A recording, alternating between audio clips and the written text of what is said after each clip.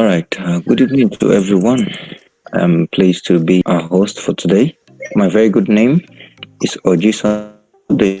A comprehensive conference on several essential issues of climate change with educatory guidance from UNICEF, a resemblance of the Sustainable Development Program. Today is the first day one of this very wonderful event. And the topic is climate change is becoming a problem you can taste. And lastly, we start proper and have our guest speaker for today. Without whom this project won't have been possible, I want to acknowledge the presence of our co-partners in persons of the media partner. I want to appreciate the milk break and also the beverage partner. I also want to appreciate Brinzy and also our advertisement partner. I also want to appreciate Lumba Updates and the blogging partner, Teen Holtz, organizing partner, LWT, speech partner, which is Startup Times, and then, of course, our honorable host, Wapno Talks. I want to appreciate these very people. At this time, we shall be looking at our very first host today for today's event in person of. At this junction, we shall be moving to our next speaker, which is in person of Mr. Isias Hernandez. We'd like to hear from Mr.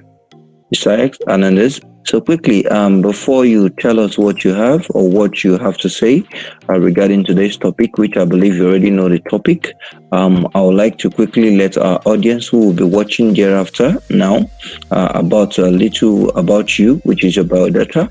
Quickly, ladies and gentlemen, viewers around the world who is watching right now, Mr. Isias Hernandez is the creator of Q Brown Vengal, where he created sustainable environmental education content. Wow, this is interesting. And then secondly, through visual illustrations and colorful graphics, he presents a simplistic form of accessible educational content. Wow, this is lovely. And lastly, before we look into his achievements, he seeks to provide a space for like-minded environmental to engage in discourse of the ecological crisis. Now, moving down to the achievement of Mr. Isias Hernandez. The first achievement is we're looking at UC Berkeley. In 2018, he obtained his bachelor's degree in environmental science. Wow. And secondly, he was also a former co-founder of Alluvial Magazine, Enlighten BIPOC, BIPOC, environmentalist. And presently, he is a council member for Intersectional Environmentalist. So at this junction, Mr. S. Hernandez, please, we would like to hear your own view or opinion about today's topic. Thank you. Over to you. Yeah, thank you so much again, Michael, for introducing me. And hello, everyone. My name is Isias Hernandez. I am the creator of Career Bound Vegan, and a little bit of background of who I am is I grew up in the city of Los Angeles, California, and my community growing up with nearby toxic facilities. And as someone who grew up low income, first generation, my parents had come from Mexico.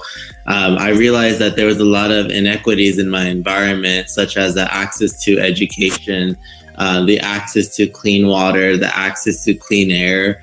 And that really made me start questioning things in life at a very young age of why my environment looked this way. And even though I was exposed to the term climate change, global warming, the water cycle, I knew what it meant, but I didn't really know how it meant to my life and my community.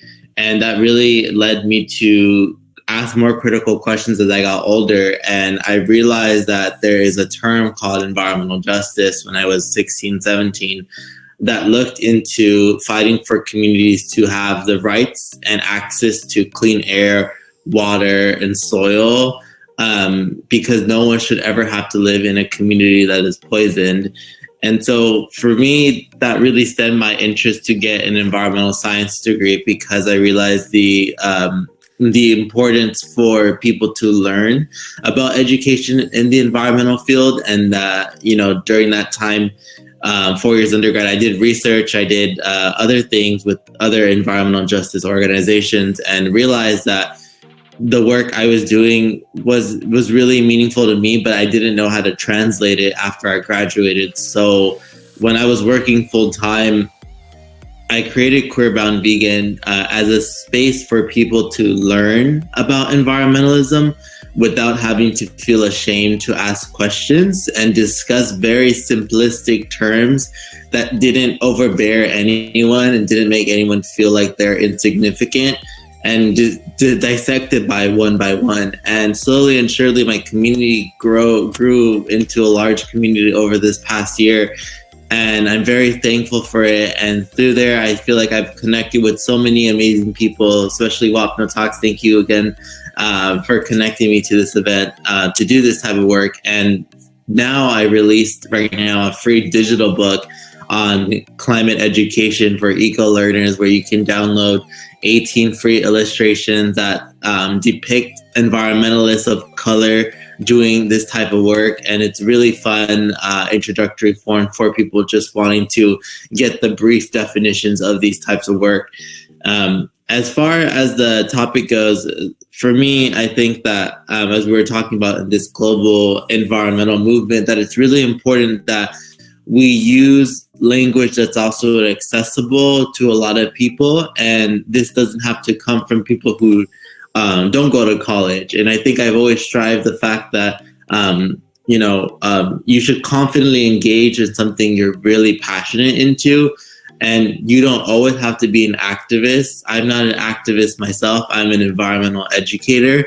And I think that what I've seen is that there's so many amazing activists like POUP, for example, doing climate work and in this environmental movement. But I tell people to do something that they can confidently engage in for years, because this ecological crisis won't end within this same year or the next year.